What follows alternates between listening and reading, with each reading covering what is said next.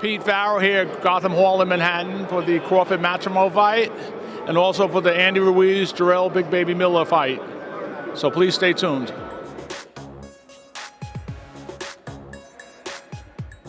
Ruiz, champ, how are you? Good, good. It's good to have you back. Same here. I'm happy to be back.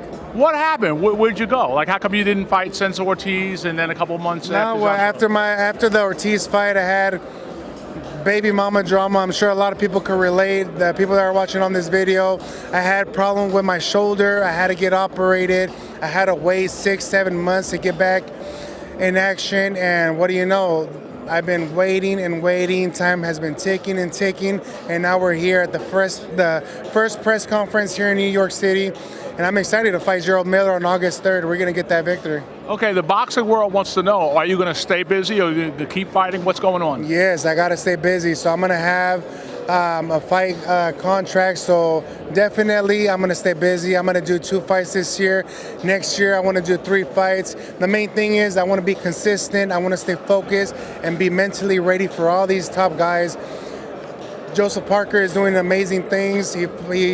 I was gonna fight Wilder. He ended up fighting him, and he ended up winning him. I congratulate him. I was there. I was supporting him. Anthony Joshua. There's just so many things right now, and I just got to be back in the mix. Okay, you're back in the mix. You have your own gym. You're doing good. Give the boxing fans your assessment of your fight that you had with Ortiz. My fight with Miller. Not Miller. We haven't fought Miller yet. Ortiz. Oh, King Kong. So when I fought Ortiz. Yes, when you fought Ortiz, how did you think you looked in that fight? I think I looked pretty good. I feel I could have done a lot more. I should have been a little bit more aggressive when I had him hurt. But remember, at that time, I didn't fight for a year and a few months as well. So the inactivity, it kind of played a little part, but me staying busy and me training, even when I don't have a fight going on, I think it helped me. But I'm ready. Let's talk about Miller for a second. What type of problems does he present for you? Not too much. I think he's just gonna try to smother me, try to, throw wild punches and all that. But I think the speed, the quickness, the combination, the movements that I'm gonna be doing, countering, I think we're gonna have a lot of fun there, and we're gonna get that ring rust off with this fight. That's fantastic. Do you think by next year you'll be world champ again? God willing, man. That's exactly what I've been praying for, and for me to getting this opportunity back, and that's exactly what's going to happen. Champ, thank you for your time, and we're all pulling for you. Thanks again. Thank you. I appreciate you.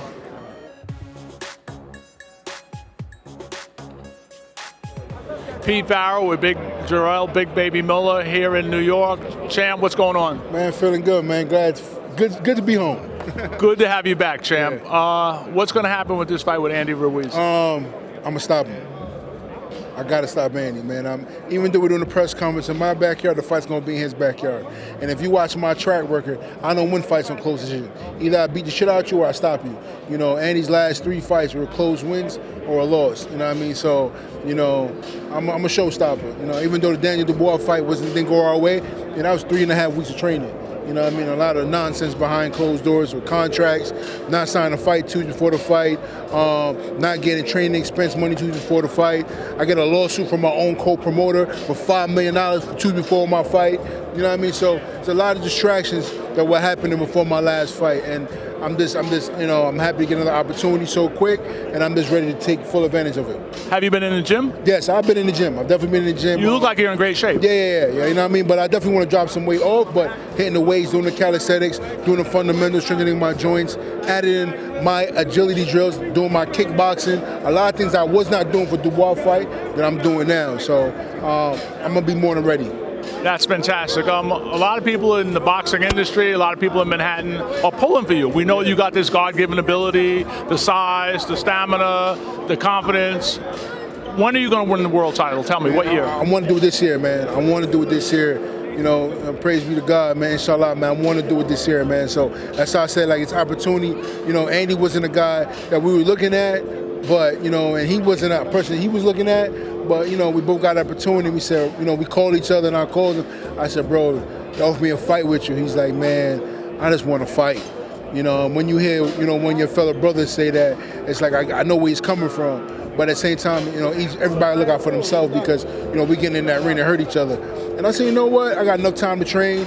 It's an opportunity. I want AJ, and AJ beat him. He beat AJ. So I know once I smoke him, I know I'm in line to beat up AJ. Thanks, Champ. We appreciate your time, and we're behind you 100%. Yes, sir. Thank you. Yes, sir. God bless you. Love you, man.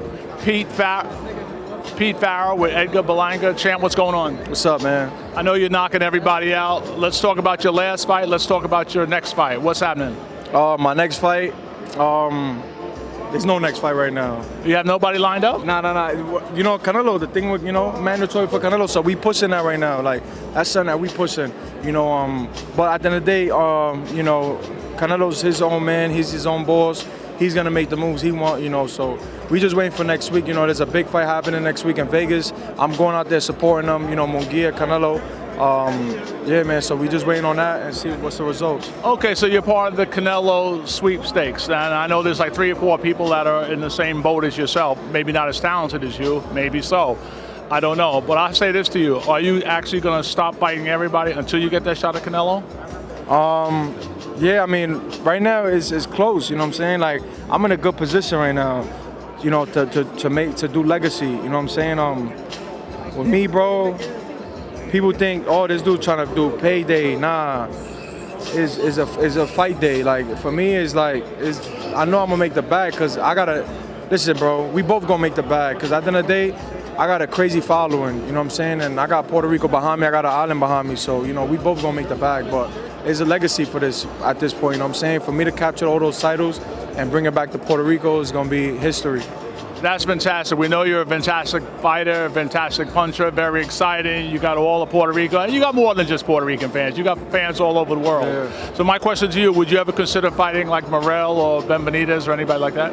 Nah, they don't bring no money. They broke. As of today, what's your record? 22-0 with 17 knockouts. Okay, if you were to fight Canelo, I want you to look in the camera. Yeah. What would you do to him? We're gonna beat him. Knock him out, a decision? I don't usually predict. I just go in there and handle my business, but it'll be great to share the ring with him, you know what I'm saying? Canelo's a respectful guy, and like me, I'm respectful and I'm humble. So, if, you got to get me out of character for me to really violate a person, So, and Canelo's not that type of guy, but I take my hat off to him. He's a great fighter. He's a legend.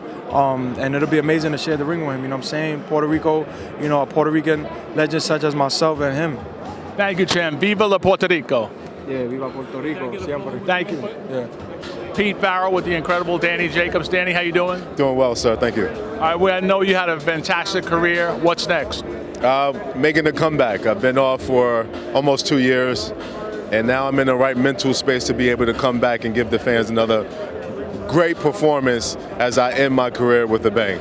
That's all we wanted to hear. We know that you had a great career, a lot of great fights, a few disappointments, but hey, you keep it moving. You beat cancer. You're up there. You're doing all the right things.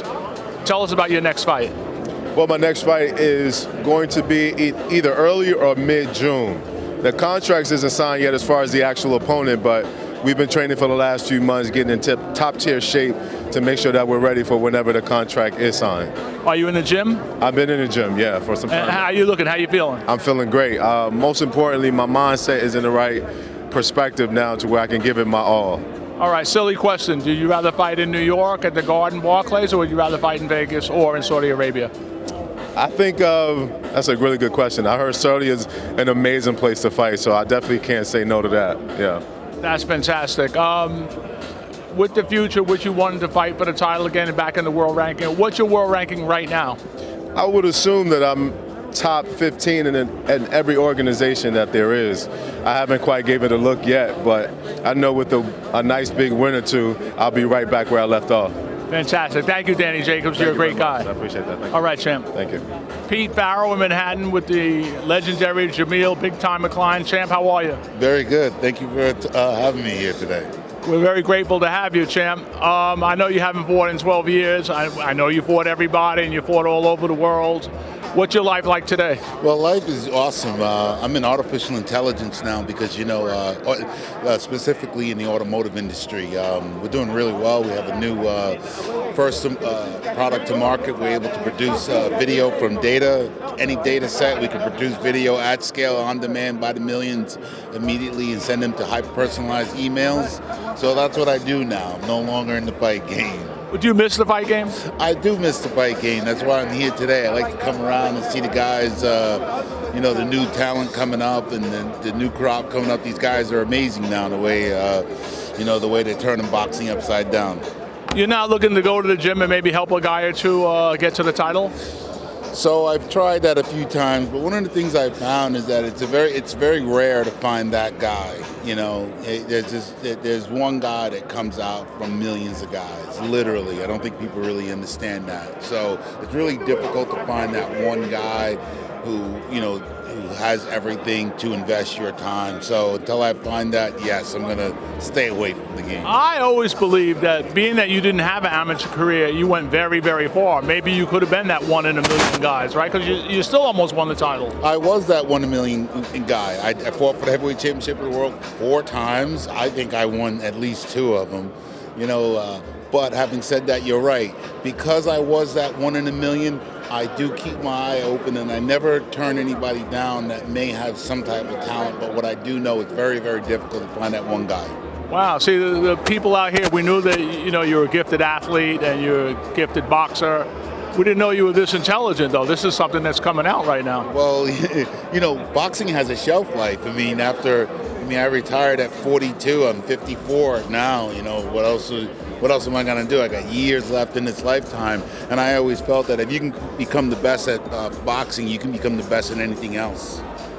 Can you do anything to change the game now if you were interested, if your mindset was there, like to help change boxing to make it a better sport? Well, the only thing I'd look for is some type of union or some type of pension where there is some medical needs that are addressed, especially mental needs later in our careers when we're retired. There's a lot of trauma that goes on in the ring, and a lot of people don't understand that. So I'd like to see at least some type of pension set up for some of these guys that put in X amount of time. That's very thoughtful of you, and you always New York's favorite fighter and a son of Long Island.